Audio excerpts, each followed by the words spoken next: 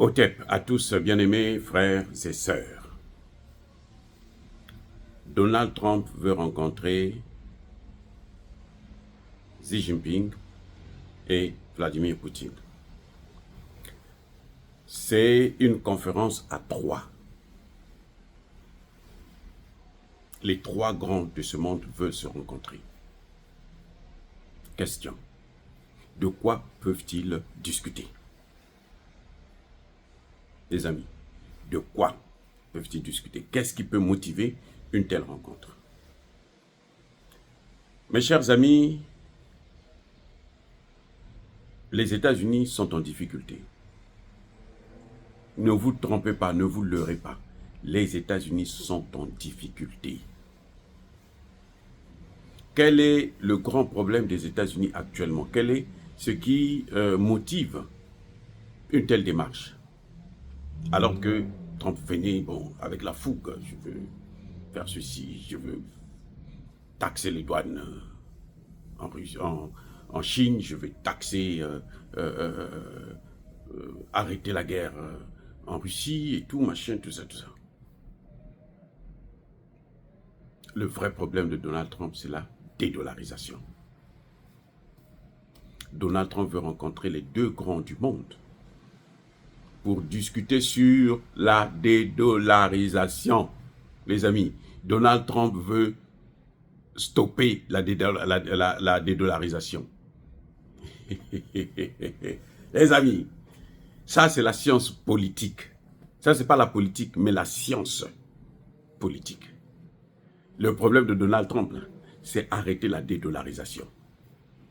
Comment peut-il arrêter la dédollarisation? Il a besoin de Poutine, il a besoin de Xi Jinping. Parce que la Russie et la Chine sont les deux pays qui ont initié la dédollarisation. Il y a aussi l'Iran, oui. Parce que l'Iran devait déjà expérimenter ça seul. Quand l'Iran était sous sanction. Après, quand les Russes aussi, en 2014, sont rentrés dans des sanctions, alors la Russie s'est dit, il faut trouver une solution. Maintenant, la parade qu'ils avaient eue, c'est que la Russie travaillait avec l'Iran pour contourner les sanctions. C'est comme ça que tout a commencé. Ils achetaient plus en dollars, mais ils achetaient avec d'autres monnaies. Vous voyez, l'Iran achète en Russie, la Russie achète en Iran. C'est ce qui a relancé l'économie iranienne. Parce qu'aujourd'hui, l'Iran est devenu une puissance qui peut rivaliser avec la France, avec la Grande-Bretagne. Peut-être pas l'Allemagne, mais la France, Grande-Bretagne, Italie et tout, l'Iran c'est une puissance. L'Iran produit plus d'ingénieurs que la France, par exemple, que beaucoup des pays européens, par an. L'Iran a la technologie, la haute technologie. Vous savez qu'ils sont parmi les premiers à inventer les drones. Les drones kamikazes qui ont fait des merveilles en Ukraine. Pour le compte de la Russie. Donc, et quand Poutine et l'Iran ont vu que ça marchait, lorsque on a renforcé les sanctions, Poutine s'est dit, mais nous avons aussi une organisation ici, les BRICS. Pourquoi je veux travailler, acheter les produits chinois en dollars? Puisque le dollar va être bloqué. Les Chinois se disent, mais attendez, nous on a besoin de ce produit, on a besoin de tes produits, on a besoin de ton pétrole, on a besoin de ton gaz, on a besoin de beaucoup de matières premières chez toi là-bas. Donc on ne peut pas nous empêcher d'acheter ça. Les sanctions, c'est l'Europe qui a pris. Moi, je n'ai pas besoin de sanctions. Et quand ils s'entendent, soit tu achètes en rouble, soit tu achètes en yuan. That's it. Game is over. Vous voyez? Donc, et ils ont commencé à expérimenter ça en ajoutant maintenant la Chine. La Chine est un grand investisseur en Iran. Donc la Chine aussi, avec l'Iran, faisait pareil. Et ils ont étendu ça à l'Inde. Mais donc quand c'est rentré dans les BRICS, c'est là où ça a pris de l'ampleur. C'est ce qui a fait que la Chine puisse liquider une bonne partie 1000 milliards de dollars de bons de trésor américains que la Chine a liquidés en quelques mois. Juste à cause des sanctions là. Pour descendre l'Amérique, et l'Amérique était en difficulté. Donald Trump est venu pour régler ça. Et pour régler ça, il y a deux pays qui sont essentiels. C'est la Chine, qui est un grand acheteur des produits. C'est la Russie, qui est un grand producteur. Vous comprenez? La Russie est parmi les premiers pays producteurs de pétrole et de gaz au monde. L'Arabie Saoudite, ils sont en train de finir. L'Arabie Saoudite, aujourd'hui, ce qui est important pour eux, ce sont les investissements qu'ils ont faits à partir de l'argent du pétrole. Contrairement aux pays africains qui prennent tout l'argent du pétrole, ils mettent dans les poches, ils volent, et puis se partager ça avec la France et les autres pays européens. L'Arabie Saoudite, elle a investi dans beaucoup de pays au monde. Et ça fait maintenant que, ils ont de l'argent. Même si le pétrole finit, ils ont quand même la possibilité de continuer à mener un certain standing de vie assez important. Donc maintenant, Trump, quand il arrive, il regarde, il dit, mais comment je peux faire? Si celui qui achète mes produits, mon premier acheteur, c'est la Chine. Si la Chine ne veut pas mon dollar, c'est un problème. Si la Chine, là que la Chine est en train d'augmenter maintenant les taxes aussi, c'est un problème. La Russie, il y a des produits moins chers. Nous achetons notre uranium chez lui.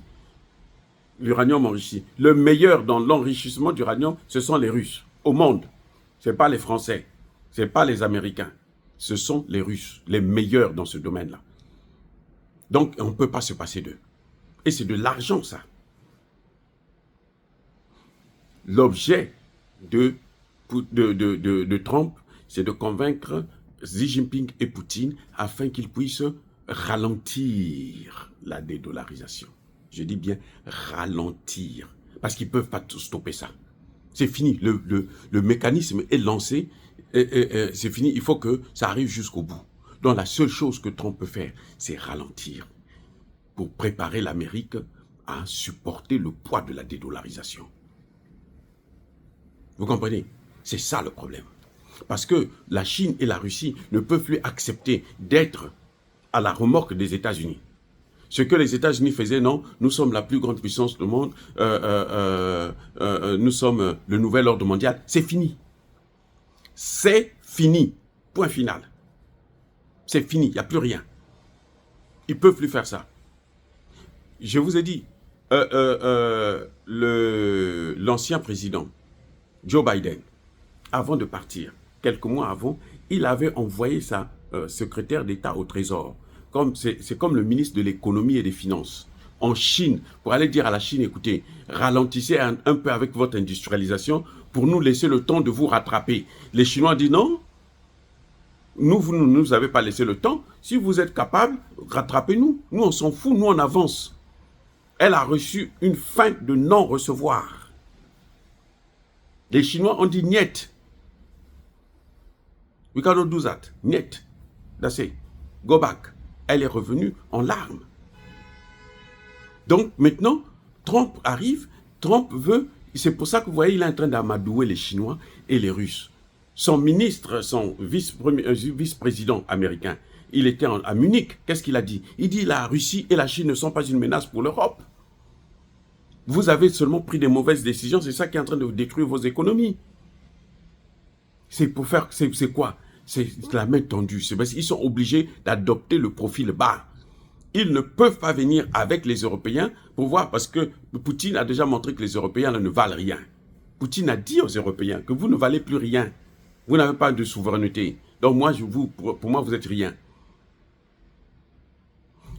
Ça, c'est le premier aspect, celui de la dédollarisation. Il y a un deuxième aspect qui est très important, qui est capital.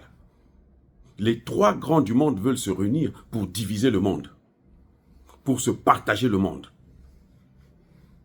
Comment? En quoi faisant? Vous savez que l'Europe, c'est devenu pour l'Amérique. C'est le marchepied de l'Amérique. Eh oui, l'Europe là.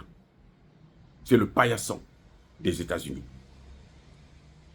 Ça, c'est déjà cuit. Et puis l'Europe, il n'y a rien. Maintenant, en Europe, il n'y a que le tourisme qui peut leur donner un peu d'argent. L'Europe est en train d'être chassée en Afrique. Et l'Afrique est encore vierge. L'Afrique, il y a encore beaucoup de matières premières. 50% des matières premières du monde sont en Afrique. Eh oui. D'ici 10 ou 15 ans, 50% des matières premières qui vont être exportées viendront d'Afrique.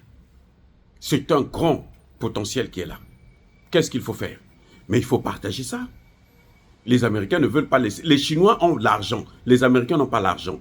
Les Américains ont passé leur temps à investir dans des bases militaires pendant que les Chinois investissaient dans l'économie. Donc leur économie est complètement délabrée. L'Amérique est le pays le plus endetté au monde qui ne paye pas ses dettes parce que on utilise son dollar. Donc, à travers ce mécanisme de dollarisation, l'Amérique paye ses dettes. C'est supporté par le reste du monde. Maintenant, les Russes et les Chinois ont dit, il faut arrêter ça, stop ça. Et c'est ça qu'ils sont en train de stopper. Donc, les Américains n'ont plus assez de moyens pour aller investir. Vous croyez que quand ils arrêtent, ils ferment USAID, ils savent que USAID, c'est une agence de renseignement. C'est un ministère des Affaires étrangères bis. Ça leur rapporte beaucoup d'argent. Ça rapporte beaucoup d'influence pour l'Amérique. Au moment où je vous parle, les Américains ici, au Parlement, au Sénat, il y a des gens qui contestent, qui disent que non, on ne peut pas laisser ça, parce que il faut remettre ça, parce qu'il faut reconsidérer ta position, parce que c'est notre influence qui est en train de partir. Quand vous investissez dans un pays, ce pays-là vous respecte. Oui. Et que se passe-t-il en ce net moment? Les Chinois veulent maintenant remplacer l'USAID. Ils ont déjà commencé en Asie à investir dans certains pays. Ils disent non, ne vous en faites pas, nous on va vous donner ce qu'eux vous donnent. La Chine est prête à faire ce que faisaient les Américains. Et ça va encore tuer l'Amérique. Donc, les Américains veulent prendre maintenant des précautions. Des pays comme la RDC. Aujourd'hui, la RDC, la Chine a le contrôle de près de la moitié des matières premières de la RDC. La Chine investit dedans. Et si elle continue à cette allure, la Chine va tout prendre. Parce que eux, ce qu'ils savent, c'est faire la guerre pour venir prendre. Or, la guerre, elle ne peut pas durer éternellement. Kagame ne peut pas être là éternellement. Il faut partager ça. Donc, les Américains vont voir avec les Chinois et les Russes pour une nouvelle conférence de Berlin de 1885. C'est ça, conférence de Berlin bis, c'est ce qui est en train de venir là. Ils veulent se partager l'Afrique. On peut dire à Poutine, bon, toi, nous, on va te laisser, on va stopper le terreau dans le Sahel, au Centrafrique, au Tchad. Mais ne venez pas, par exemple, en RDC. C'est pour ça que je dis, Tshisekedi, s'il a des bons conseillers, c'est maintenant qu'il faut agir vis-à-vis de la Russie. Parce qu'après, ils vont se partager les rôles. Là, comment on appelle ça? En RDC, on devrait voir seulement la Chine et les États-Unis. Or, la Russie, aujourd'hui, c'est la 4e puissance économique du monde. Elle a de l'argent pour investir. Elle a des armes pour vous aider dans le domaine de la sécurité, mieux que ce que les Israéliens ont. Les services de renseignement israéliens, c'est rien. Le dôme de fer a été, mais alors, submergé, abattu, neutralisé, écrasé par l'armée iranienne, pas russe, l'Iran. Mais l'Iran a eu la technologie où? Chez les Russes. Donc, c'est fini. Le dôme de fer a été fabriqué aux États-Unis. Je ne sais pas si vous savez ça. Ça a été fabriqué aux États-Unis. Pour les Israéliens. Rien que pour eux. Mais ça a été, c'est fini, c'est dépassé. Donc, pour qu'ils se partagent le monde. L'Afrique, le Moyen-Orient. Parce que la Chine dit, mais moi, vous avez vu, Biden est allé mettre comment on appelle, le port de Lobito. Il veut mettre ça, cet axe-là. Les Chinois sont en train de passer par où? Par la Tanzanie. C'est la concurrence pour sortir les matières premières. Or, en matière de sécurité, le problème, c'est que les Américains, eux, ils avancent avec le chantage. Quand vous ne faites pas ce qu'ils vous demandent, allez, on vous neutralise, on vous agresse, on vous attaque. Ils ont des aboyeurs comme Kagame, comme Ruto, comme Museveni. Or, si la Russie est avec l'autre, avec la RDC peut demander un bon traitement vis-à-vis des Américains. Vous voyez le problème? Mais s'ils sont seuls, mais on va les écraser. Ils vont dire, bon, si vous ne faites pas ça, tant pis, nous, on vous laisse. Trump a bien dit, les Européens, là, si vous ne payez pas, moi, je veux laisser que la Russie puisse vous occuper. C'est ce que Trump a dit, c'est pas moi. Trump lui-même en personne, il a dit, avant d'être élu, il avait dit. Quand leur a demandé d'augmenter leur contribution pour l'OTAN, avant c'était à 2%, maintenant ils demandent 5% de leur budget militaire. 5%. Mais ça va où? Ça va aux États-Unis. Donc voilà, la future rencontre entre Trump, Xi Jinping et Poutine, c'est d'abord pour deux choses. Freiner la dédollarisation et se partager le reste du monde, notamment l'Afrique, parce que l'Europe appartient déjà aux Américains. Même si les Chinois investissent beaucoup, les Chinois ont le poids là-bas, mais la primauté est américaine, ce sont eux qui les écrasent. Mais il y a l'Afrique qui est là, ils veulent avoir, c'est pour ça que les Américains sont les premiers ennemis de la France, de la Grande-Bretagne, de l'Allemagne en Afrique. Les Américains sont les premiers ennemis de l'Europe en Afrique. Ce n'est pas nous les Africains, ce sont les Américains. Ils sont bien contents que nous, on chasse les Européens. Parce qu'eux, ils veulent prendre la place. Ils veulent faire maintenant la nouvelle colonisation. Et c'est ce que nous n'allons pas accepter, que nous ne devrons pas accepter, et que nos dirigeants devraient maintenant ouvrir les yeux pour prendre leurs responsabilités. Les amis, soyez bénis, abondamment bénis par le Dieu des Kémites et par nos ancêtres angélisés. Vive l'Afrique éternelle, j'ai dit et j'assume.